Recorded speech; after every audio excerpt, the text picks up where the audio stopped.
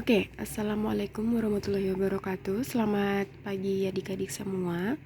Nah, kembali lagi dengan Miss Widi di sini. Hari ini kita akan membahas materi sejarah Indonesia.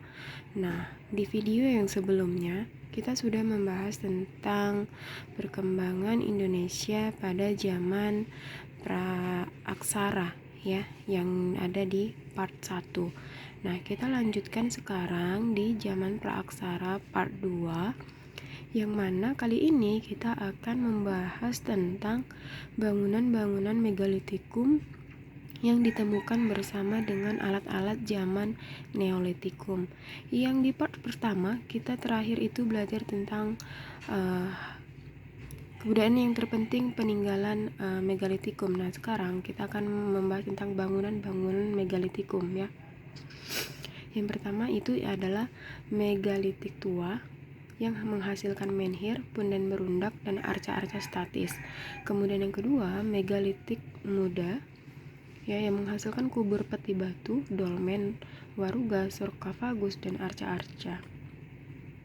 Oke, jadi ada megalitik tua, megalitik muda. Kemudian kita masuk ke zaman logam ya. Pada zaman logam ini, penduduk Nusantara telah mampu mengolah dan melebur logam, walaupun pada zaman ini alat-alat dari logam banyak dibuat dan dipakai manusia. Alat-alat batu masih tetap ada dan digunakan. Jadi ada zaman batu yang pertama, dan yang kedua kita masuk ke zaman logam atau zaman perunggu. Baik, selanjutnya hasil-hasil kebudayaan pada zaman logam. Yang pertama itu ada kapak corong ya, ini seperti yang kalian perhatikan pada gambar.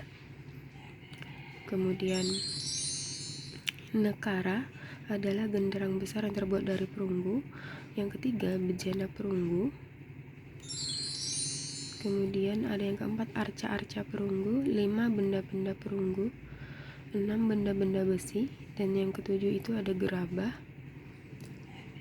Inilah peninggalan pada zaman logam. Nah, kita masuk ke dalam corak kehidupan masyarakat praaksara. Ya, yang pertama itu ialah masa berburu dan mengumpulkan makanan.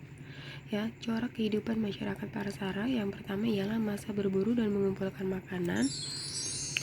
Kemudian upaya-upaya yang dilakukan oleh manusia purba dalam mempertahankan mengembangkan kehidupannya itu ya sebagai berikut. Yang pertama, menciptakan berbagai alat dari batu atau tulang, hidup berkelompok antara 10-15 orang, hidup berpindah-pindah. Satu hal yang sangat membantu manusia purba adalah penemuan api ya, jadi api ini ditemukan pada saat manusia purba. Oke. Kemudian yang kedua, masa berburu dan mengumpulkan makanan tingkat lanjut, ini dengan cara bercocok tanam.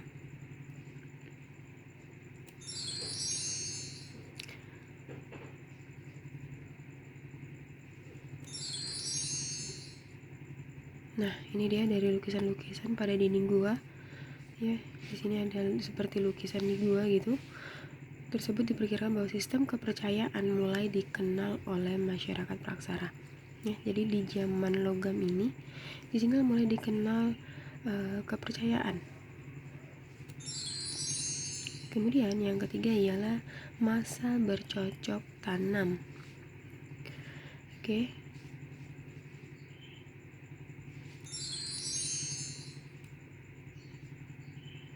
Nah, sudah ada tanda-tanda cara hidup menetap dari suatu perkampungan, membangun rumah, menebang serta membakar hutan, menanam serta memanen, berburu, menangkap ikan, serta membuat gerabah, dilakukan dengan cara gotong royong.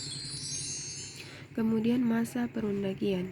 Masa perundagian di Indonesia, manusia hidup di desa-desa di daerah pegunungan, daratan rendah, dan tepi pantai dalam tata kehidupan yang makin teratur dan terpimpin. Jadi ada 4 masa perkembangan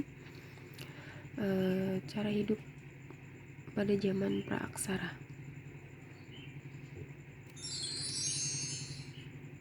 Oke, sistem kepercayaan masyarakat praaksara terus berkembang dan mencapai puncaknya pada masa bercocok tanam dan kehidupan menetap. Jadi manusia pada zaman dulu, masa zaman praaksara, sistem kepercayaan ini mulai dikenal atau mulai ada sejak masa bercocok tanam, dan kehidupan menetap.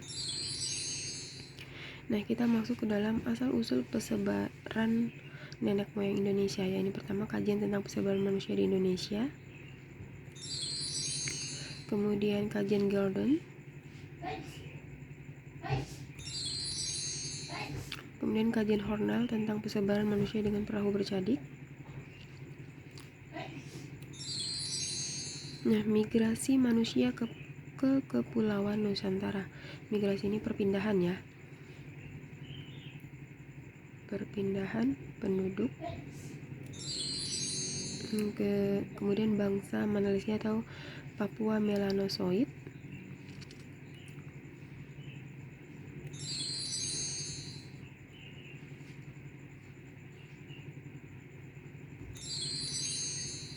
Kemudian bangsa Melayu tua ini kita sebut dengan Proto Melayu.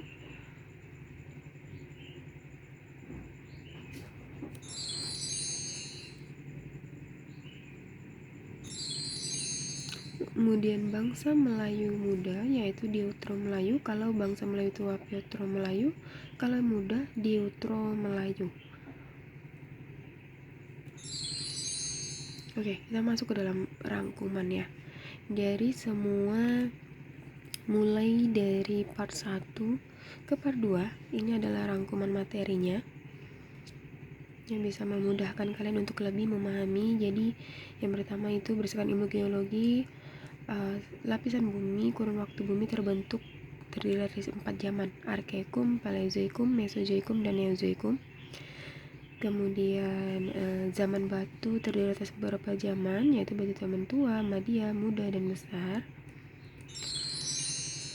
Kemudian perkembangan kehidupan manusia dan pada masa praaksara terdiri dari beberapa tahap ya.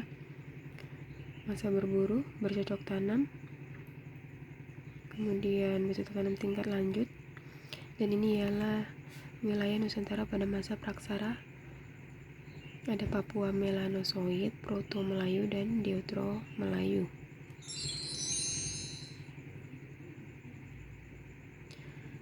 Oke. Nah, dari materi kita pada video yang pertama ya, pengertian sejarah dan manusia, kemudian kita masuk ke zaman praaksara part 1 dan sampai yang sekarang zaman praaksara part 2. Nah, saya harap kalian mampu menjawab 4 soal berikut. Jadi tugasnya yang pertama ialah jelaskan yang dimaksud dengan sejarah, kemudian sebutkan dan jelaskan 4 pembagian zaman batu, kemudian yang ketiga jelaskan yang dimaksud dengan migrasi, dan yang keempat tuliskan tahap perkembangan kehidupan manusia pada zaman praaksara. Jadi tugasnya ada 4 ya. Oke, semoga kalian memahami materi kita kali ini dan tugasnya dikerjakan dengan baik. Selamat belajar dan tetap semangat. Selamat pagi semuanya.